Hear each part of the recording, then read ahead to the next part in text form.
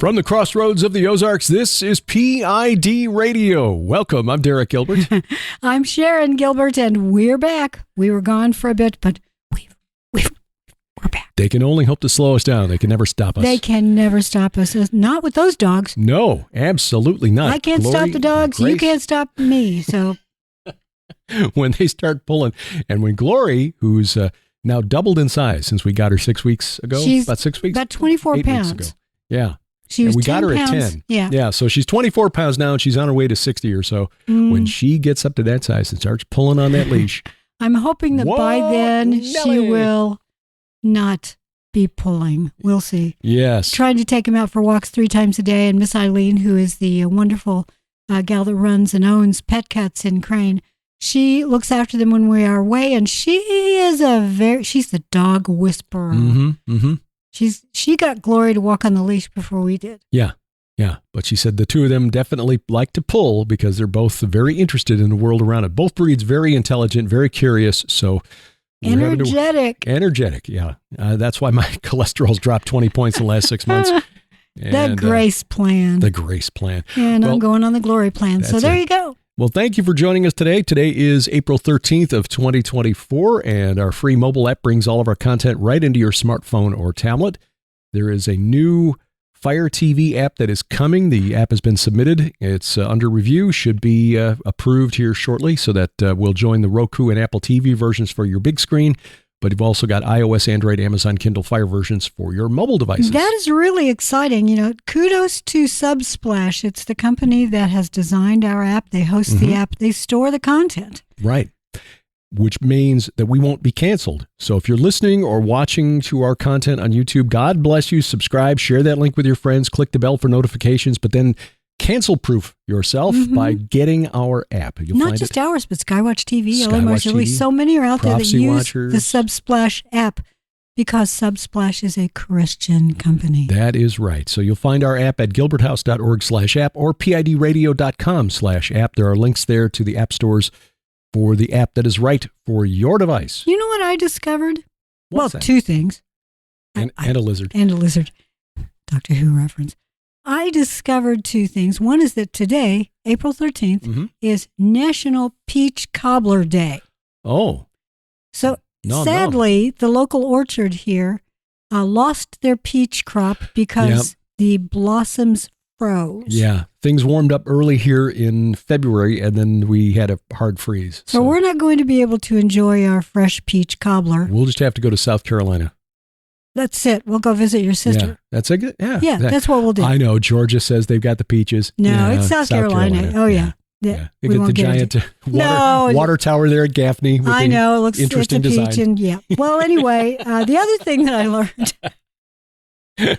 Looks kind of like a peach and kind of like something else. Anyway. Kind of. Now I've forgotten the other thing I learned. I've got to learn it all over again. Oh, gosh. And I think it was important, but, we'll see. Something will come to me in a little bit and I'll interrupt. There's a lot going on in the world. I'll tell you what. We just recorded 4 wonderful, amazing, informative programs with Lieutenant Colonel Bob McGinnis and Tyler Gilreath. Their new books coming out through Defender Publishing will be available at the skywatchtvstore.com soon. I don't think they're up there yet, but we discussed not only Israeli politics, we discussed theopolitics, as I call them, and we discussed aliens. Yeah. Colonel McGinnis's forthcoming book is called Out of This World, and I plan to have him on the program on View from the Bunker to discuss it, where he will have more time to kind of roll out the thesis behind the book and his research. He's got some insights into what goes on behind doors in the Pentagon, not all of which he can share, but he had some very interesting insight. I had reached out to him because Allie Anderson and Donna Howell, who are Joe Horn's sisters, Tom and Nita Horn's daughters, the two of them and I are collaborating on a forthcoming book on the UFO phenomenon for next year. And that book will address the ancient aliens aspect of things. Is God Yahweh, the God of Abraham, Isaac, and Jacob? Is he just an extraterrestrial? Right. Where's the fake news? Right. Who's spinning tails? Yeah. So the ancient aliens, or rather the recent surge in interest in the UFO phenomenon since late 2017, December of 2017, when the Tic Tac video was publicized by Ralph Blumenthal and Leslie Keane in the New York Times, a video that had been out on YouTube for 10 years already by that point. So it's like, why is this suddenly news? A reporter named Stephen Greenstreet at the New York Post has done some digging into Luis Elizondo and ATIP, the Advanced Aeronautical Threat Investigation Program or whatever, which was supposedly the secret Pentagon UFO program. And Greenstreet concluded that it didn't actually exist, that there was a program called OSAP, but that money was being spent to basically funnel it to Harry Reid's friend, Robert Bigelow, the owner of Skinwalker Ranch at the time. Former owner, yeah. Bigelow was the man behind NIDS, the National Institute of Discovery Science, I think it is, which is sort of an alternative to MUFON. They spent over $20 million on the program, and according to Greenstreet, when the Pentagon got wind of this, that they were chasing ghosts and chupacabras at Skinwalker Ranch, they freaked out and wanted to cancel the program, and that's when Harry Reid, former majority leader in the Senate, stepped up and said, no, the program is really called ATIP, and it's about, investigating anomalous aerial phenomena. And Greenstreet said, so that didn't ever actually exist. They were just chasing ghosts. But Colonel McGinnis said, well, Greenstreet may not understand the way the Pentagon works. There are often levels of information that are released, some to the public, some kept internally, some kept very internally, dark, that only a few people have access to. So it is possible that ATIP was, in fact, a real program, but and Lou Elizondo may well have been connected to it. Just Greenstreet doesn't know which questions to ask or doesn't have the contacts to find out. So it's going to be really interesting to see Colonel McGinnis's book. What happens when the public is told, this is what's really going on, this is the big truth behind aliens, and then a few weeks or months or even years later, someone else comes out and says, no, that was sort of that was a fake news version of what's really going on. It's like it's shell corporations all the way down, right? Except that they are intelligence operations. And some of them are disinfo. They're trying to it's a sleight of hand thing. They're trying to make us look over here for one explanation while there's a deeper, different explanation elsewhere. And I think the bottom line is that you have to ask, what are they? They exist. Right. You step back and look big picture instead of trying to drill down and get to the end of it, because it's like a series of Russian dolls and you never get to the one on the inside. And it's kind of the way the plot was revised multiple times, the overarching plot on the X-Files. That is kind of what was done to Paul Benowitz, and how the idea that there's an underground base at Dulce, New Mexico has become sort of accepted wisdom. It is part of the received text among UFO researchers. Benowitz was a nuclear scientist who was a contractor for the U.S. military, and the military became concerned that Benowitz was asking too many intelligent questions about the mysterious lights he was seeing at Kirtland Air Force Base outside Albuquerque, which we've driven past a couple times now, going to those archaeology conferences. So they assigned Richard Doty, who was Air Force intelligence, and a guy named Moore, whose first name I'm going to get wrong. Anyway, he was co-author of the book, the Roswell Incident, which was, along with Berlitz. Berlitz and Moore were the co-authors of that book. That really made Roswell a household name. And they gaslit him to the point where Benowitz went crazy. Berlitz did? Moore and Doty. Oh, okay. Berlitz was not involved in it. Charles Berlitz and... he made the Bermuda Triangle famous. Yes, he made quite a number of alter realities, if you want to put them that way, or secrets across the globe. Right. So they kept dangling clues in front of Benowitz, like Fox Mulder in the X-Files, tantalizing clues, and you get a little bit more. It was like, a dollar bill on a fishing line. And go through this door, the big reveal's on the other side. And you get there and you find out there's another door. Four more doors. Yeah. And you got to pick the right one. And so you get kind of that sense watching the X-Files, and you get to a certain point of frustration where you either say, okay, Chris Carter either doesn't know how to write or he's deliberately obfuscating, and to preserve my sanity, I'm going to quit trying to make sense of this and just go watch something else. I'm going to go watch SpongeBob.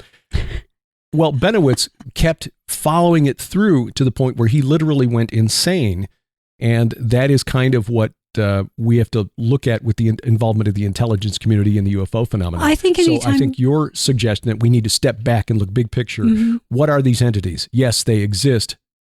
Let's look at the big picture. There are far too many stories, verifiable stories, evidentiary stories, that there have been visitations. We'll just put them that way.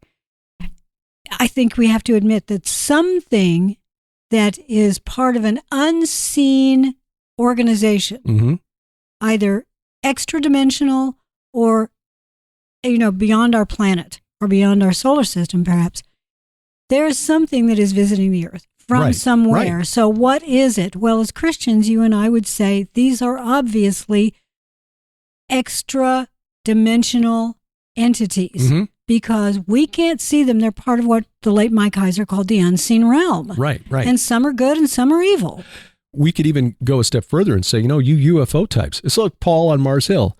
I see that you are very interested in these beings with what appear to be paranormal abilities. You know what?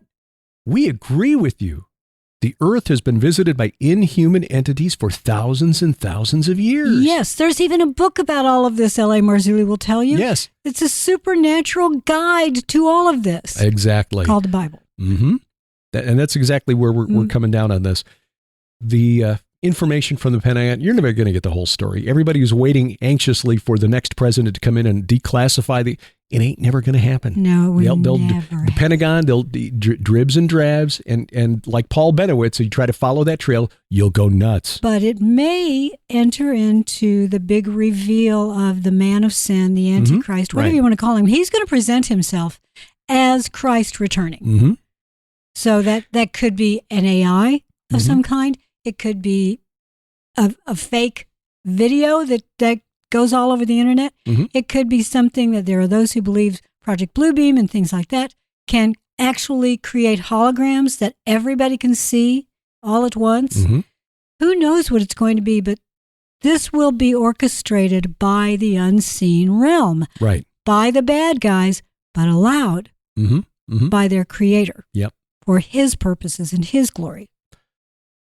And that kind of leads into the next story to touch on, and we're going to get to Israel here and what may be going on. We're really keeping an eye on it. Yeah. There have been a number of stories that have been floating around over the last couple of weeks about the red heifers that were delivered to Israel, and we're talking now. Is that the next topic? Yeah, I wanted to go there because as long as you bring up to me that was part of Israel. The man of sin. But I was geopolitically Israel and Iran, but I wanted to talk about the red heifers. I'm glad you brought it up because I'm starting to get a lot of all caps messages from people who are really concerned because they are either excited that the red heifer might be sacrificed this month or terrified that the red heifer might be sacrificed this month. What's the red heifer, you may ask? If you are new to P.I.D. radio and you're a new believer and you really haven't studied any of this, or you're not a believer yet and you're just thinking we're crazy and you want to see what these crazy people are talking about, you go from aliens to Israel. How is that?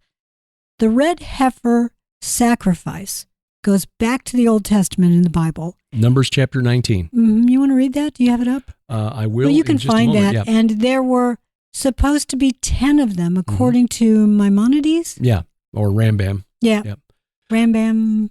Yeah, that was his epithet, nickname. Yeah. Numbers 19, chapter 19, beginning at verse 1. Now Yahweh spoke to Moses and to Aaron, saying, "This is the statute of the law that Yahweh has commanded. Tell the people of Israel to bring you a red heifer without defect, in which there is no blemish, and on which a yoke has never come." If you're not familiar with cattle terms, a heifer is a female that has not been bred. She's a virgin. I didn't learn that until I was in my 50s. Didn't know the difference. It is not a cow. It is still a heifer. Yeah. Cow is when they have been bred. Yes. And you shall give it to Eleazar the priest, and it shall be taken outside the camp and slaughtered before him. And Eleazar the priest shall take some of its blood with his finger and sprinkle some of its blood toward the front of the tent of meeting 7 times. And the heifer shall be burned in his sight. Its skin, its flesh, and its blood with its dung shall be burned. And the priest shall take cedar wood and hyssop and scarlet yarn and throw them into the fire, burning the heifer. Then the priest shall wash his clothes and bathe his body in water, and afterward he may come into the camp, but the priest shall be unclean until evening. The one who burns the heifer shall wash his clothes in water and bathe his body in water, and shall be unclean until evening. And the man who is clean shall gather up the ashes of the heifer and deposit them outside the camp in a clean place. And they shall be kept for the water for impurity for the congregation of the people of Israel. It is a sin offering. And that is all, really, that it says. Here's one of the things that needs to be done. Mm-hmm. One of the many things that need to be done for this to happen. One is that the ashes of the previous 9 heifers, there have been 9, if you count them up, they have to be found. Mm-hmm. And the ritual cleansing water created from them. Because the priest can't clean himself if he doesn't have that. Mm-hmm. That's my understanding of it. The other thing you need is to go to the correct place outside the camp. Right. Which is probably somewhere on the Mount of Olives. Mm-hmm. The other thing you need, according to, I don't know that it's actually in here, but I think it's tradition that yes, a young man who has been raised a certain way, just like the heifer is raised a certain way, a pure young person, a male, has to, if I get it right, has to be the one that carries the old ashes out to the sacrifice place. Is that correct? Something like that. I'm looking out the Temple Institute's website. And it's tricky because between Jerusalem, the old Jerusalem, which is where all of this would have taken place, and the Mount of Olives is a graveyard. So theoretically, he would be carried so he doesn't step on anything. Right, or a bridge built between the Temple Mount and the Mount of Olives. So that that would take some time, wouldn't it? It would. But he could be carried. Yeah, he could be carried, right.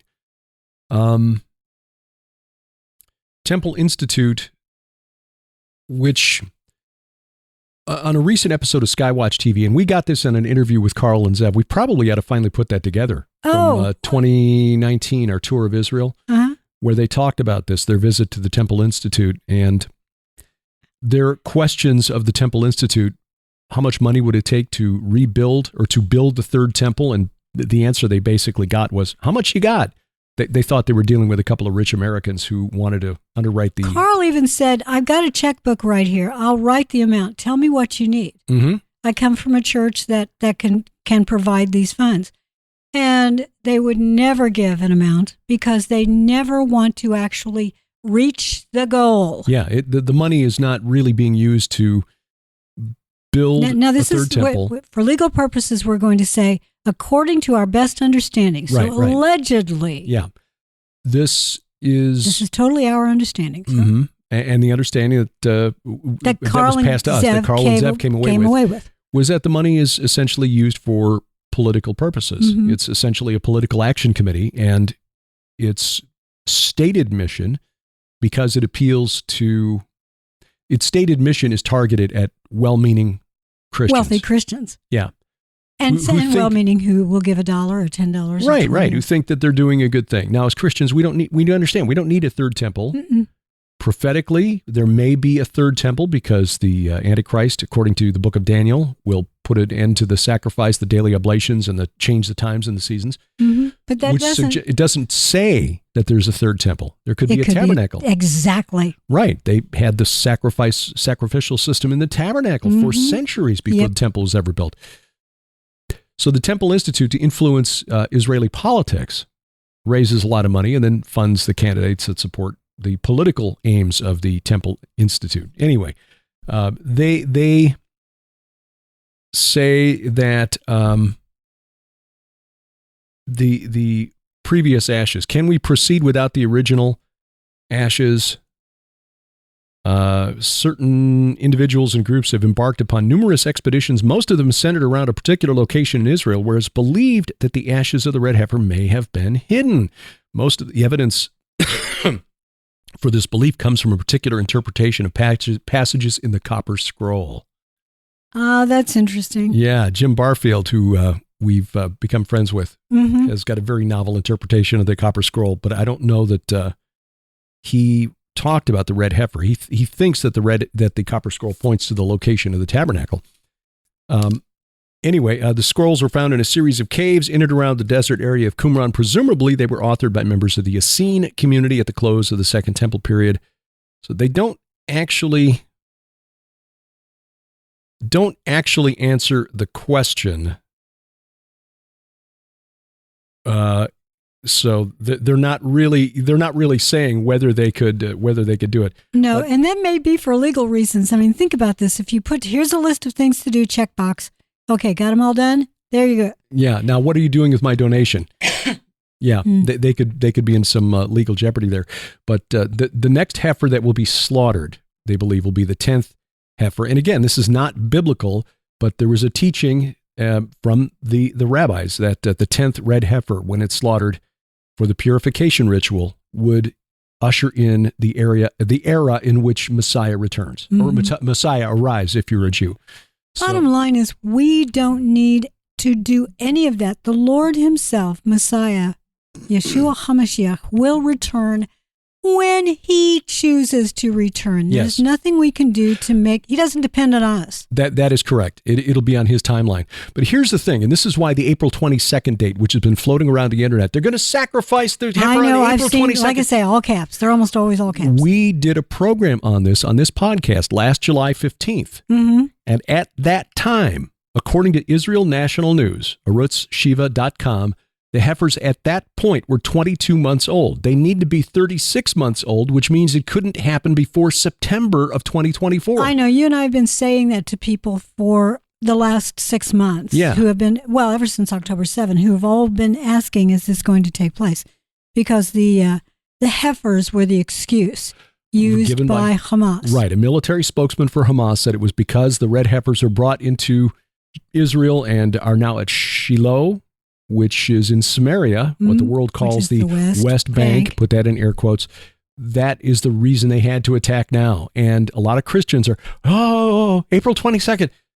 It's too early. They've got to be at least 3 years old, according to rabbinic tradition, which means it can't happen before September. Here's what I find so interesting about the fact that they have been stored and kept very perfectly well in Shiloh, protected, even though it's in the West Bank. Is that was the site of I'll just call it the Eli tabernacle, right? Where Eli fell over and died when he found out his sons were dead. It's a beautiful location. It's a gorgeous park where you can go and spend some time and you just never want to leave. Great little gift shop, got great ice cream. But there are places there where, yes, you can look at the archaeological evidence that the tabernacle was there. Indeed was there. Scott Strickland. 3 of the corners of the horned altar have been discovered. Now, by now, it could be the 4th one have been discovered. These are extraordinary stone fragments that sit where I saw one of them just sitting in looked like a big rock quarry. It's pieces of buildings that have been left over from the Muslim era and Christian era and possibly back to the Jewish era. Shiloh is in the West Bank, but because it has a history, an authoritarian position where a tabernacle can stand, putting them there might be well seen by Hamas as they're going to set up a tabernacle and they're going to sacrifice that heifer right there. Yeah, or at least that could be the excuse that they're given. CBS News ran a story on this about a month ago, early March, and obviously didn't do the kind of research that we've done. And frankly, all that we've done is just 10 minutes worth of digging on the internet. Doesn't take long. But yeah, with the resources of CBS News, you'd think that they would have had a little more time and a few more people, researchers. Yeah, I got the gist of it. Watched a video on YouTube and I got the gist of it. But interestingly, October of this coming October 3rd, Rosh Hashanah, that begins the year 5785, which is year. The pivotal year. Right. According to the Essene calendar, Josh Peck and Ken Johnson's research points to as the kickoff of that final 50-year jubilee. And the late Tom Horn talked about that date as being very, very important. And because 5785 moves from the fall of our year 2024 into 2025, it takes you to that wonderful date of 2025 when a lot of stuff is getting ready to happen. Yeah, October of 2025 is when the 3.5 years prior to the arrival of asteroid Apophis, possibly Wormwood. So some very interesting things happening. Yeah, we're not date setters. We're just looking at the signs and seasons. That's it. October would also be the month in which the Feast of Tabernacles or Feast of Booths or Sukkot, which is the most important festival in the Jewish calendar. At least it was in the time of Jesus. It was the festival, the 7-day festival during which 70 bulls were slaughtered, representing the gods of the nations. And the music festival that was taking place on October 7th, that was the very last day of that long season. Feast of Tabernacles, yeah. And everybody was celebrating because that's what you did on that last day. Simchat Torah, yeah. So, that would mark like the 1-year anniversary of that, the end of the Feast of Tabernacles in October. So we're keeping an eye out for the fall. We think that the fear, anxiety, the adrenaline addicts who are concerned about April 22nd are missing the date, unless, of course, Israel National News, which is a reliable pro-Israel news source, was wrong about the dates of the heifers when we talked about it last July. But why would they be? Well, I trust them as a news source. Except that it's possible that the wrong birth dates were given out intentionally. Could be. I just don't know. If you're trying to keep a secret about something, it's been very poorly kept. True. I mean, they had a small conference at Shiloh week before last. Wish we could have gone to that. Yeah. It was just a few people who were there, and it was mainly dealt with the logistics of the upcoming rituals that would need to be done. And we will say again that Numbers 19 does not specifically say that this has to be done prior to sanctifying the Temple Mount to construct the third temple. That is all based on rabbinic tradition. It is not in the Bible. Exactly. One part of this, however, is the ritual cleansing of the high priest. And in order for him to cleanse the other priests and the people, he has to have that water and he has to be clean. And we'll see if that young man who was brought out a couple of weeks ago, looked like he was, late teens, maybe early 20s, who'd never been in a hospital, never been in a cemetery. So he meets the rabbinic traditional requirements for filling that role. If he can be trained and if he's willing. But again, we are looking at this not because as Christians we think we need this to prepare the way for the return of Jesus, just as signs of the season in which we are, because Jews are looking at this. Clearly, Muslims are looking at this as well. And this may, in fact, set up a great deception, sadly, for our Jewish brothers and sisters. Yeah, that's the terrible fear. So please pray for all of our Jewish brothers and sisters. I know we certainly do.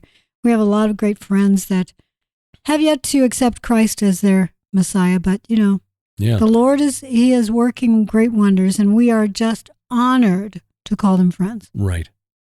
According to Charisma News, there is land directly east of the Temple Mount on the Mount of Olives owned by a Rabbi Yitzhak Mamo. Purchased the land 12 years ago, which meets the standards on the Mount of Olives in a place that would have looked directly into where the temple stood. So he owns that land. This was reported last March at Charisma News, last May, rather, at Charisma News.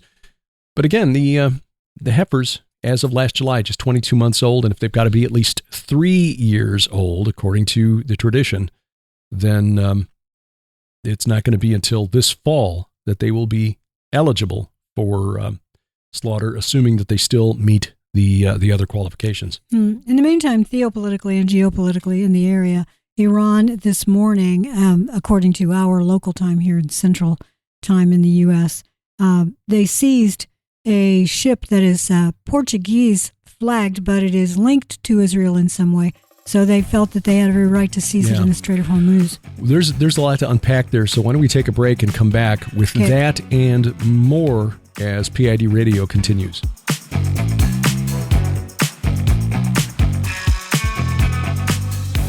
Summer reading season is just around the corner. We want to help you get ready. You can buy fiction, you can buy nonfiction through the Gilbert House store, whichever you want. All of our books are 40% off. 40%. That includes all 8 novels of the Red Wing saga. Book 9 is coming, probably early summer. My 2 novels, and then, of course, all of our nonfiction stuff, including our most recent books, Giants, Gods, and Dragons, The Second Coming of Saturn, and Veneration, a deep dive into the cult of the Nephilim. April and May, you get 62 days. Absolutely. No, 61. April only has 30.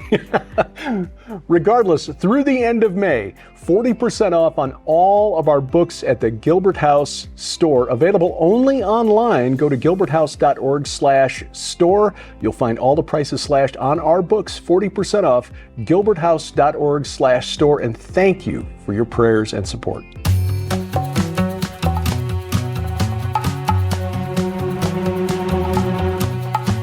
Welcome back to PID Radio. I'm Derek Gilbert. I'm Sharon Gilbert, and we want to remind you about a couple of things, and this time I think, remember both of them. One of them is coffee, the other one is Israel. So I'll start with the coffee. If you are sitting there listening to this and you're thinking, boy, I really just am getting so sleepy, I need something to wake me up, what would it be? Well, you could have a barking dog, that would work, or you could have a coffee that is named for a barking dog. There we go. Amazing Grace, our cookies and cream flavored coffee blend from Kevlar Joe's Coffee. Be bold, be Kevlar. Kevlar Joe's is a veteran-owned business based here in Missouri, and he's developed three blends for us. Working on a 4th now for Morning Glory. Yeah, we need to sort of send another message and ask, do we have, he sent us ingredients and choices for how to instruct his roasting efforts. Yeah. He roasts these in small batches, so it's wonderful. Mm-hmm. I mean, I don't know. Seriously, does he have a big barn like this where he's doing all the rest? I'm not sure. Recently moved into a new location. We have to visit that sometime. Maybe I can swing by there on my trip up to St. Louis later. I know. May. So please go to gilberthouse.org/store and you'll see the link there for the coffee. Flavored, bold, and a nice smooth Sumatran named Snarling Dachshund. You'll find them right there on the front page at our store. Yeah. Now, Israel, this really would be the last week for people who are kind of on the fence about joining our solidarity mission to Israel, May 6th through 13th. Yeah, I know you're probably sitting there thinking, well, there's way too much going on over there. Well, nothing may happen there. It could be that everything is just going to continue as it is, status quo, for months and months. Mm-hmm. I pray that's what it is, and this whole thing begins to wind down. But we do plan on going. And as of right now, we've been in contact with Lipkin Tours, and we have said, okay, Thursday of this coming week, which is the... let's see. Monday's the 15th, 16th, 17th, 18th. Thursday the 18th. Thursday the 18th. Okay, Thursday the 18th is going to be our decision date. And by that, I mean Derek and I are going to look at the numbers. We're going to talk to Lipkin Tours about it, and we're going to make a decision as to whether or not we go, because we have to have a minimum number to make it work for Lipkin Tours. Right. Because, just having a couple of people go is sort of using resources that they could use elsewhere. They base their prices on a certain minimum number. They do. They've got to guarantee a certain minimum number when they reserve a block of rooms with a hotel they and things like that. They have to arrange for the flights if you're not going to arrange your own flight. And at this point, if you've already paid to go with us, our suggestion is wait until the last minute to make your flight arrangements, or ask Lipkin Tours to make your flight arrangements. And that way they'll do them all at the same time. You would just give them the money, and it's actually, I think their prices are really good because they get bulk discounts. The hotel problem is solved this time of year because there are lots of hotel rooms. Normally they need to know several months in advance in order to rent a block or lease a block of rooms. Yeah, normally they'd be full up, the hotels, especially 2023. We had problems getting everybody into the same hotel in a couple of spots. In Jordan, we couldn't stay 2 nights we couldn't even stay 2 nights at Petra, which we wanted because we took over 100 people to Petra. Yeah. And so they had to move us to Amman for the second night, which was fine because Amman turned out to be a really fascinating visit. The visit to the Citadel was really amazing. And we're going to do that next spring. Right. Go to Amman as well. So if you want to go to Israel and you just want to be there to say, look, I believe in you, I'm praying for you, I want to hold your hand. Mm-hmm. That's what we're doing in May of this year. We need your decision by Thursday, the 18th. Get a look at the itinerary. We've got the proposed itinerary showing where we plan to go, what we plan to do. We'll go into the Negev to some of the communities that were attacked on October 7th. We'll go to Tel Aviv, visit Hostage Square, an exhibit for the Nova Music Festival. We'll visit several sites in Jerusalem, of course, that you'll want to see, like the Temple Mount, the Mount of Olives, the Western Wall, and several museums. It's all there at gilberthouse.org/travel, and there's a link there to take you to the Lipkin Tours website to reserve your place. But again, we need to firm this up pretty quick. We know that we've got some people who are committed to going. We just, by Thursday, we need to know whether we've got the numbers for Lipkin's sake to make it worthwhile. Yes, we do. And by the way, we will be going back next spring. So while you're at gilberthouse.org/travel, take a look at that itinerary as well. Well, what's going on in the Strait of Hormuz? Israel seized a ship called the MSC Iran. Iran, yes, I'm sorry. It was an Israeli-linked ship, the MSC Ares, A-R-I-E-S, Ares, not Ares, the god of war. Yeah. This is interesting because this is not in the Red Sea where the Houthis have been attacking. This is on the other side of Saudi Arabia. This is direct. They're not going through the Houthis in this point. Right. But, Iran's been seizing ships for a while off and on. Yeah, and this is kind of a game changer for a couple of reasons. First of all, Iran seizing an Israeli-backed ship, or Israeli-owned ship, I should say, is perhaps one response to the airstrike on the consular area of Iran's embassy in Damascus. I'm glad you put it that way because some people are saying it was an attack on the consulate itself. It was not. No. It was nearby. Yeah. And this is the way it was. I saw it described in the corporate media reports. The consular area, that was a big deal because they took out, they killed a couple of high-ranking generals within the Iranian Revolutionary Guard Corps, including the one responsible for military coordination with Hezbollah and some of the militias in Syria. So this was a big deal for Israel to do it. And a precision strike, too, because this was like 2 buildings over from the Canadian embassy. You miss by a few hundred feet and you take out a bunch of Canadians instead of the Iranians. And doing this in Damascus, I mean, we just sort of take for granted that the Israel Air Force they spotted Iranian troop movements inside or militia units inside Syria and they just go in there and hit. This really is a pretty big deal. And this has been ongoing for a while. When we were there in Israel 6 years ago, we heard the F-15s flying overhead towards Syria when we were in Nazareth one night. You remember that? Like 2 in the morning? It was like... Hearing planes, seeing planes in the sky is unusual over there. Right.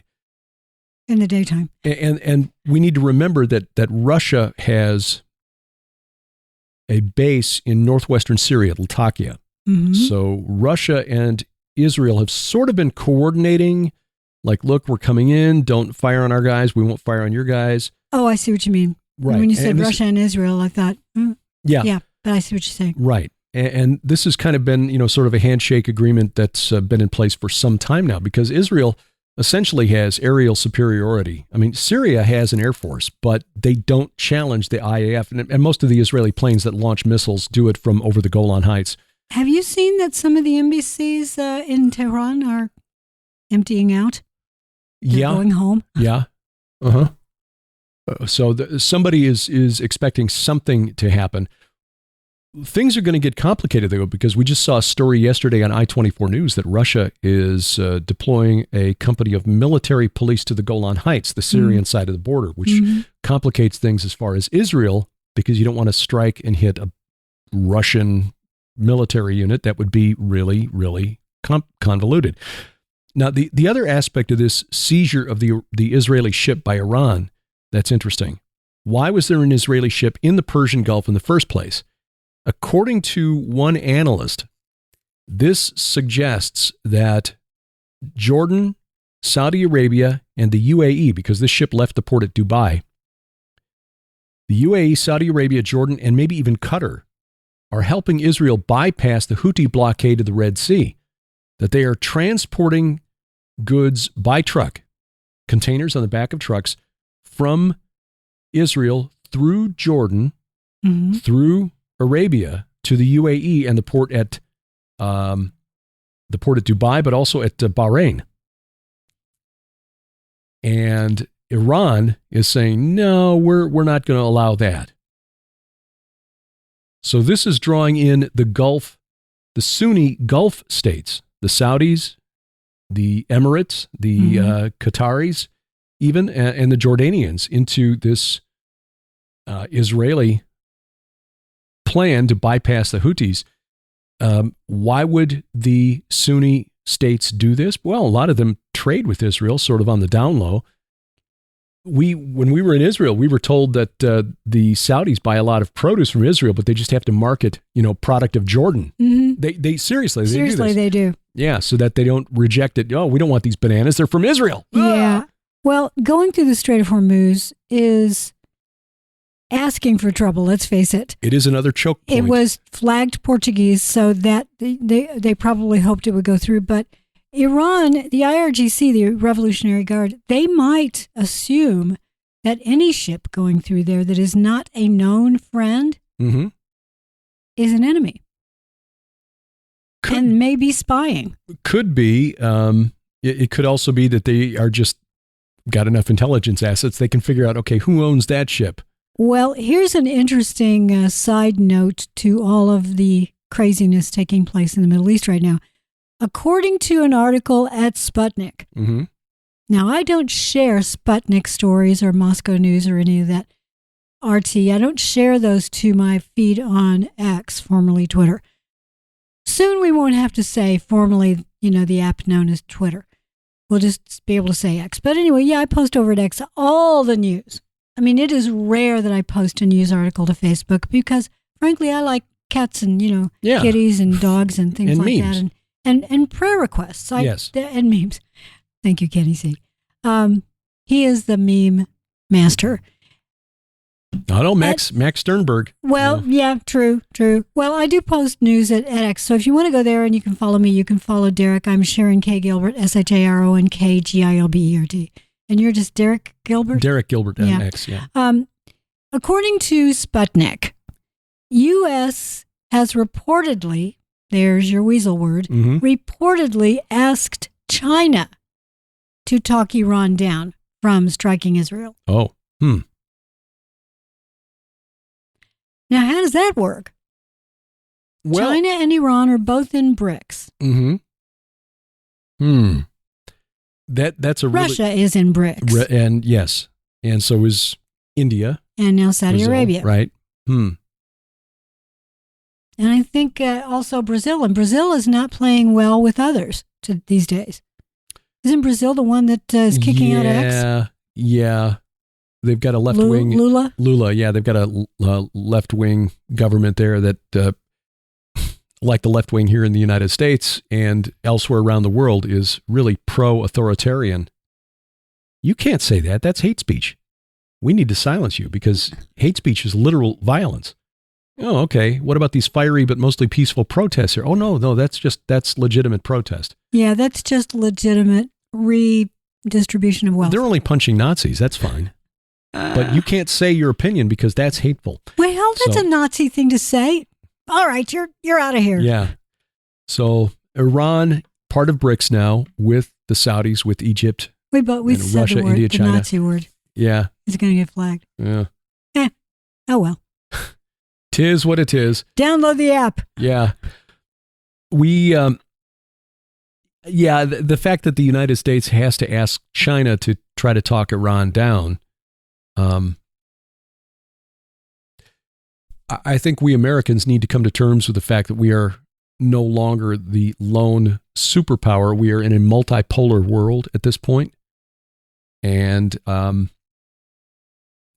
while we may have a technological edge on others in terms of military capabilities, maybe. I'd have to ask Bob McGinnis about that. China's got a much larger Navy at this point, and its shipbuilding capacity is way beyond anything that we can do. He even told us that the Iranian ability to their technology regarding drone construction is really good. Yeah. In part because of Chinese technology and a lot of, for a lot of reasons. For a lot of reasons. We could do a whole show just on that. But I don't think we're not in a position as we were back in the, immediately following the collapse of the Soviet Union. As Francis Fukuyama, the historian, once said, we've reached the end of history. We have not yet. No. We are not the world's lone standing superpower. We are like the late stage of the Roman Empire, where the edges of the empire were crumbling. And, there's lots of Germans crossing the Rhine and getting into the empire, the interior of the empire. Well, let's just make them citizens. That'll be fine. Oh, yeah. So that's kind of where we are. Barbarians right at now. The borders. Yeah, prophetically significant because of where all of this is happening. Do we read prophetic fulfillment into every headline? No. But boy, things are certainly getting to this point. Was it really interesting? I saw a post on X this morning that I responded to because I did some research on this for the book Bad Moon Rising, Islamic Eschatology. Yeah. Pew Research has found that a very high percentage of Muslims, especially in the Middle East, believe that they will see the arrival of the Mahdi within their lifetimes. So within the next, 20 to 40 years, which is really interesting because the Mahdi is not even mentioned in the Quran. No. The Mahdi was invented by Muslims in the late 7th century as a response to a purported prophecy. There was a document called The Apocalypse of Pseudo-Methodius. It was named for a bishop who I think was 4th century. I could be wrong about that, but he was a respected bishop in, I want to say Greece or what is now Turkey. Anyway, but this was named for him to give it legitimacy. It was written in the late 7th century after most of Christendom had been conquered by Muslim armies. Christians were trying to figure out how is it possible that in the last 50 years, Christendom, which stretched from Persia to Britain, had been almost, more than half of it had been conquered by Muslim armies. We must have done something wrong. But wait, there's a prophecy of a coming final Roman emperor, which was a book title used by Tom Horn and Chris Putnam. Mm-hmm. That purportedly foretold the coming of a messianic Roman emperor who would put things right. And so the Muslims are like, these Christians are talking about this final Roman emperor. Oh yeah, well we've got the Mahdi. The Mahdi's coming, and he's going to. Doesn't matter how it began. They believe it. They believe it, and so it might as well be real because that's what's informing their actions. Mm-hmm. But it is ironic, and of course, I think typifies the state of the spiritual supernatural war that's ongoing, that a lot of what's happening in the world today is being driven by a false prophecy that was created in response to a false prophecy. Exactly. By the way, if you are a Dune fan, the Muad'Dib is the Mahdi. Yeah, exactly. I wish I'd known that when I read that back in high school. No, go read it again. Didn't have to. But yeah, there's a lot going on in that region. Is Iran actually going to strike Israel? I don't know. I'll be honest with you, but they do have the capability. We do know that, at least that's what the reports are saying. Mm-hmm. And Bob McGinnis says that they have the capability. So he would not, I don't think he would be surprised if something happened. He didn't give us any intel that he wouldn't write about or talk about on a regular news program. But if something were to happen, if Israel believes that something could happen, then it's possible that Israel would frankly try to prevent it. Yeah. They would have a gosh, what is the word I want? Not a primitive justification. Motivation. No. It's the first strike. It's preemptive strike. Yes, thank you very much. We'll just preemptive strike. I knew it all along. I said it all along. And you, if you believe anything else, then you're not remembering correctly. Preemptive strike. And they've done that before. Mm-hmm. When it looked like the Natanz nuclear facility was going to enrich uranium to the point where Iran could make a nuclear weapon, mm-hmm. Iran went in and took it out. Israel, sorry. Yeah. Israel went in and took it out. Mm-hmm. I've been doing that too. Iran, Israel, getting the two. Yeah. If Israel believes, and I can understand it, if the United States believed that Canada was ready to launch missiles towards New York, mm-hmm. do you not think that there would be negotiation on the one side, but on the other side, preparation for a preemptive strike? Sure. Yeah. And retaliation. Mm-hmm. What do you do then? The terrible thing, if you've never seen Failsafe. Oh, yeah. There are 2 productions of it. It was a great book. There's a production with Henry Fonda, which is back in the 60s. And then there's a production with George Clooney, which is Richard Dreyfuss. It's a great cast, and it's so well done. It's done as if it were, in fact, I think it was a live broadcast, mm-hmm. which you don't get that very often anymore. Right. Dramatic live broadcast, as if you were actually watching it happen in real time. Mm-hmm. Look, you need to see what happens when there's an accident, a computer accidentally mm-hmm. launches a missile. Right. So Failsafe, but then the movie with Peter Sellers. Oh, that was the same novel, except done in a funny way. Right. The Stanley Kubrick film. Gosh, what was the name of that one? How I Learned to Stop Worrying and Love the Bomb. Dr. Strangelove. Dr. Strangelove, yes. Peter Sellers, George C. Scott,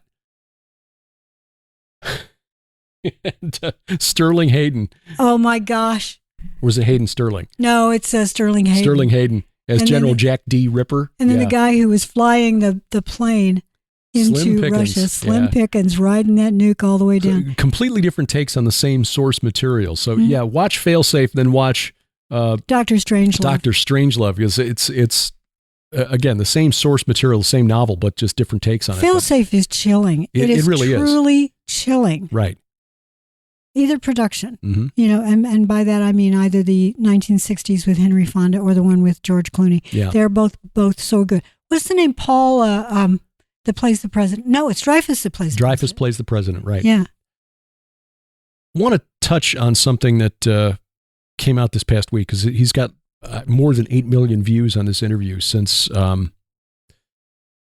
he dropped it earlier this week, and that's Tucker Carlson's interview. Oh, yeah. I'm really sorry he did that. Yeah. Reverend Dr. Munther Isaac, who's a pastor of a Lutheran church in Bethlehem. His doctrine is way wrong. He's defending the wrong people. Yeah. On October 8th, Munther gave a sermon in which he basically said that the response that what happened on October 7th, which was the attack that left 1,200 Israeli civilians, mostly civilians, some soldiers, but mostly civilians dead, was, how did he put it? I'm going to quote, "What is happening is an embodiment of the injustice that has befallen us as Palestinians from the Nakba until now." Mm-hmm. Nakba is an Arabic word that means catastrophe, which is the word they used to describe Israel's independence in May of 1948. Mm-hmm. Dr. Isaac is also the organizer of a series of conferences called Christ at the Checkpoint. But he believes Christ was Palestinian. Palestinian, right. He was born into occupation, into occupied Palestine as a Palestinian. So, yeah, he's a very liberal theologian. It's really ironic because, again, he is a pastor in Bethlehem, where the percentage of Christians has dropped from more than 70% Christian mm-hmm. in the early years after Israel's independence, back in the 1950s. Over the last 70 years, it has dropped from 70% Christian to less than 12% Christian. Mm. And according to the Christian charity Open Doors, that decline is not due to Jewish persecution, it's due to Islamic oppression. If you are an Arab living in Israel and you convert to Christianity, that is not looked upon favorably by your Muslim neighbors. Right. It's very difficult to visit Bethlehem. That didn't Yasser Arafat have a headquarters there for a while? I don't recall. Well, I'll look that up, but it seems like he did. Bethlehem has been primarily Palestinian for a long time. Mm-hmm. And I suppose I can understand how a mistaken doctrine, a twisted doctrine could occur. But for Tucker Carlson, who should know better, Mm-hmm. to validate this man's opinion. Right. Look, stop following Tucker Carlson. Yeah. He will lead you astray. Yeah. I like the man, but he needs prayer. He does. I watched a couple of video responses to his interview this past week, neither of which, sadly, will get anywhere near the traction that his interview did. One by the Israel guys, mm-hmm. who love their channel. Yeah. Oh my goodness, I love their Christians channel. living in a settlement in Samaria. They're friends with Aaron Lipkin. They help Aaron sell his DVDs. And one by Olivier Melnick, who had John Haller on. John, we love John Haller. He does a weekly video analysis of the news through a biblical lens from his church it's a Calvary Chapel in Columbus, Ohio. You find him on YouTube. It's really, really well done. John puts a lot of work into those, like hours and hours and hours each week. Oh my goodness. So he and Olivier basically broke down the interview in a nutshell. John said that he has heard from sources that knew Tucker when he was at Fox News, that there was a reason Israel never came up during Tucker's time slot when he was on Fox News. Fox News, generally speaking, was pro-Israel. Mm-hmm. Tucker was not, so he just didn't talk about Israel, period. Hmm. Now that he's doing his own thing, he can say what he can come right out. He's supporting the anti-Semitic yes, exactly. strand. It was an open secret at Fox News that Tucker is anti-Israel, anti-Jew. And this interview that he dropped this past week with Reverend Dr. Isaac kind of shows that. So it is sad. 5 years ago, Jeremy Hunt in the UK, who at the time was the foreign secretary, issued a report that found that the number of Christians in the Middle East from 100 years ago to today has dropped from 20% of the population to just 5%. And in the Palestinian Arab territories, it's less than 1.5%. And again, it's not because of the Jews, it's because of the Muslims. This is a fact. Now, sadly, the United States is partly responsible for this. We took out Saddam Hussein in Iraq. There were 2 million Christians in Iraq at the time. Now there are less than 200,000. Yes, but remember, the decisions made by men and women in power are allowed by the Lord, because the Lord is moving infinite dimensional chess, moving his assets, direct assets, and then moving those assets that are rebels, and they may or may not know they're being moved, into position for his return, for Christ's return. And so the Lord said, when you see these things happening, don't panic. Yeah. Don't send off emails in all caps. Look up. I'm pretty sure the all cap emails was in there. And bold font. Yeah. Look up, because redemption draws nigh. His return draws near. He is coming back. And that is our great hope. Amen. Don't panic. No. Yeah. I know that was the atheist Douglas Adams, but still, be not afraid is the way Jesus put it. Amen. So that is why we take on some of these and kind of push back on some of the panic that's going on out there. Okay, hey, look, even if they do slaughter a red heifer this week or this coming week, don't panic. Nothing is happening that God is going to catch God by surprise. Exactly. It's why you and I, if it turns out we get to go to Israel, we'll be happy about that, because look, the worst thing that can happen to us is that something happens to us in Israel and we're like, this is God's land. His hand is upon us. And if this is what he wants to happen, we'll go and we'll do it. Right. No matter how it turns out, the worst thing that people can do is send us to Jesus. Yeah. Oh. From the Holy Land. I know, right? Yeah. So no concern as far as that goes. Well, Yeah, I think we covered everything we did. Avian flu, we're just kind of keeping an eye on the highly pathogenic avian flu. Keeping an eye on that, and it is now in at least 7 states, and it may be more than 7 by the time I'm saying this. By that I mean it's not only in migratory birds and in small mammals, it's also in cattle. Right. And cattle move across the country from state to state as they're bought and sold. And I think that we've already seen one case of a human exposed just in a dairy herd, and he appears to have caught it from one of the cattle. So it is possible. It's rare. It is possible to catch it, whether or not. And cats, by the way, it is 100% fatal. Yeah. These cats that are catching it, and I think there have been like 20 cases in these dairy operations. They probably are getting out the milk. I know when I was a kid and growing up, we always put a saucer of milk at us. We were milking just to keep the cat away from the bucket. So it's possible it's shed through the milk. I don't know. I don't think that the experts at the CDC and elsewhere have any idea yet how these mutations alter the communicability of H5N1. Yeah. According to the World Health Organization, over the last 20 years, so 20 years, there have been 889 human cases total. Most of those are in the Southeast Asia. Right. And of those, about half have died. So that's a pretty high mortality rate. But again, 890 cases worldwide over the last 20 years total. Yeah. So at this point, it is not human to human, highly transmissible. Yeah. In other words, there are some clusters that our good friend Henry Nyman was watching years ago. And in fact, you and I interviewed him about H5N1 back in 2005, I think. Yes. And at that time, it was going around state fairs and county fairs and things like that, being transmitted primarily from pigs, honestly, because birds to pigs to humans is an easy transmission route. Right. He believed that there were clusters of humans where there was human-to-human transmission. Clearly, person A had been around birds or pigs. Person B had not and got sick.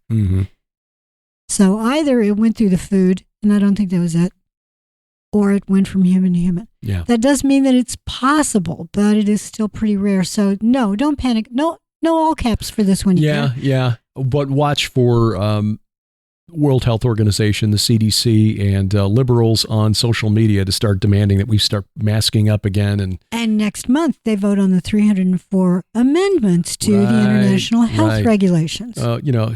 Which, if passed, will put the World Health Organization in charge. Right. We need to get rid of birds around us, cut down all our trees. That's what they're doing. These dairy operations. Seriously? They're seriously, the dairy operations in these states are cutting down those trees to avoid birds roosting and dropping into the water sources. Oh, okay. All right. Well, okay. I suppose I can see that. Yeah, but the problem is a lot of these water sources on the big ranching places, they have trees around them for shade. Yeah. I know. What do you do? I don't know. Run around like our hair's on fire? That seems to be It seems like a drastic solution. Seems to be the liberal response. How about hands in the air like you just don't care? Well, there we go. Yeah. How about hands in the air worshiping the Lord? Amen. That's what I want. There we go. I just do care. Well, we'll be back with Gilbert House Fellowship. Our Bible study returns tomorrow morning. We do indeed. And that also is on the app. So download the app right now. Yes. And you can go to the conversation areas. You can talk to one another. You can make some friends on there in the Fellowship of the King talking area. Yeah. And tomorrow night, Tyler Gilreath talking about his book, Gate of the Gods. Oh, and the connection between Babel and End Times Mystery Babylon. We love him and Nikki so much. They're just, I tell you what, the Lord is really working through that couple. Nice young couple, and his research in that book, Gate of the Gods, and his first book, Gospel Over Gods, drawing on the research of Dr. Mike Heiser. Yeah, we're all about that. Amen to that. So, check all that out, and we'll be back again next week, God willing. Until then, I'm Derek Gilbert. I am Sharon Gilbert. Bye-bye, everybody. P.I.D. Radio is produced by Gilbert House and released under Creative Commons Attribution Non-Commercial No Derivatives 4.0 International License. Follow us online, Twitter @P.I.D. Radio, or the P.I.D. Radio page at Facebook. Join us each week for our online Bible study, the Gilbert House Fellowship, online at gilberthouse.org.